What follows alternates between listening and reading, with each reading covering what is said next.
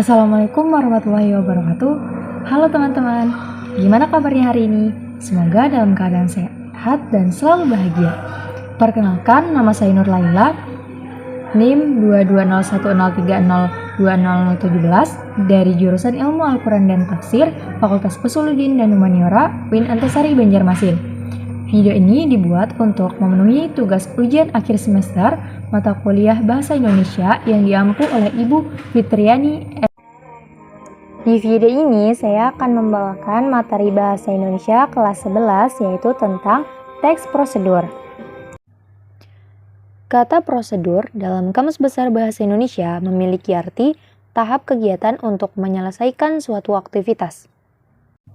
Jadi, pengertian dari teks prosedur adalah suatu teks yang menjelaskan atau berbentuk langkah-langkah atau tahapan-tahapan yang harus dipenuhi dalam mengerjakan sesuatu.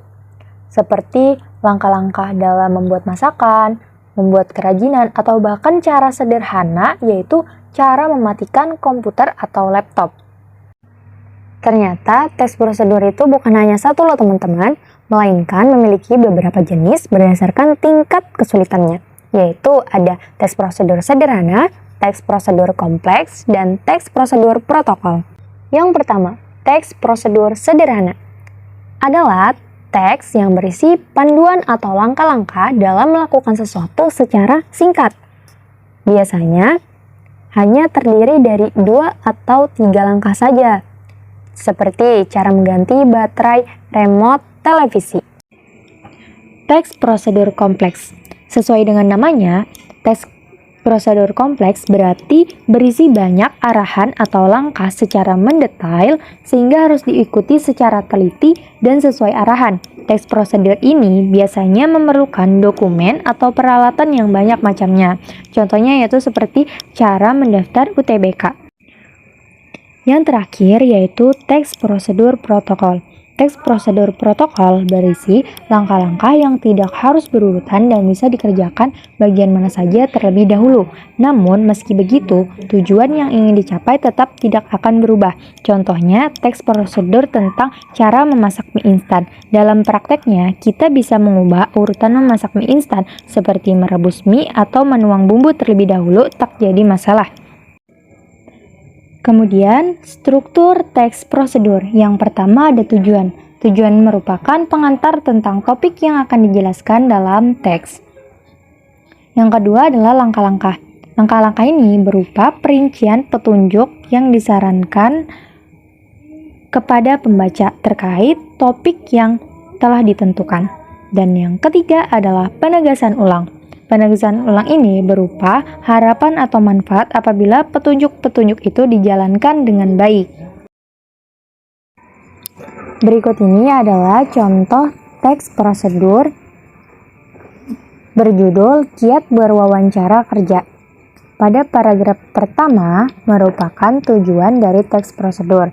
Pendahuluan yang dimaksud berupa pengertian, wawancara, dan manfaat bagi suatu perusahaan. Kemudian pada paragraf kedua sampai 9 merupakan langkah-langkah. Dan paragraf 10 merupakan bagian dari penegasan ulang. Kemudian ciri khas teks prosedur. Prosedur memiliki beberapa ciri khas yang membantu pembaca langsung mengetahui bahwa paragraf yang dibaca termasuk prosedur atau yang lainnya. Berikut ini ciri khas tersebut. Yang pertama, teks prosedur berisi langkah-langkah kegiatan.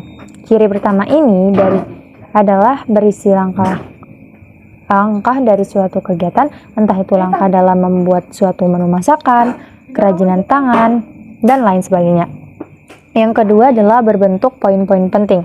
Umumnya, teks prosedur dituangkan ke dalam bentuk poin-poin atau dibuat penomoran, sehingga lebih jelas dalam memaparkan langkah-langkah atau tahapan dari awal sampai akhir kepada pembaca. Yang ketiga, memakai kalimat saran dan larangan.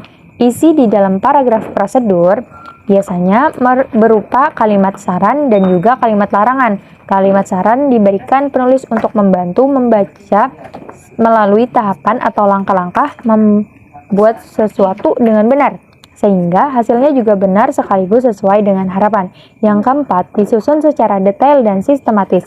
Paragraf prosedur juga disajikan secara sistematis namun tetap detail. Tujuannya tentu saja untuk membantu pembaca mempraktikkan tata cara yang dipaparkan dengan baik dan benar. Yang kelima, menyajikan informasi yang bersifat objektif. Teks yang dipaparkan di dalam paragraf prosedur memiliki sifat objektif, sebab bukan hasil hayalan atau karangan dari penulis, melainkan dari pengalaman, analisis, dan pencobaan yang dilakukan penulis, sehingga pembaca tidak akan merasa melakukan suatu prosedur yang salah. Yang keenam, berisi bilangan urutan atau angka, seperti yang sudah dipaparkan di awal, itu berbentuk poin-poin penting, bahwa teks prosedur berisi suatu tahapan yang dibuat dalam bentuk poin. Maka teks jenis ini kemudian memiliki bilangan, urutan, atau angka, termasuk juga ketika ditulis dalam bentuk paragraf, sehingga akan ada kata pertama, kedua, ketiga, dan seterusnya dalam paragraf. Sekian dari saya. Apabila terdapat kesalahan, dimohon kepada teman-teman untuk memberikan perbaikan melalui kolom komentar. Saya Nur Laila, pamit undur diri. Wassalamualaikum warahmatullahi wabarakatuh.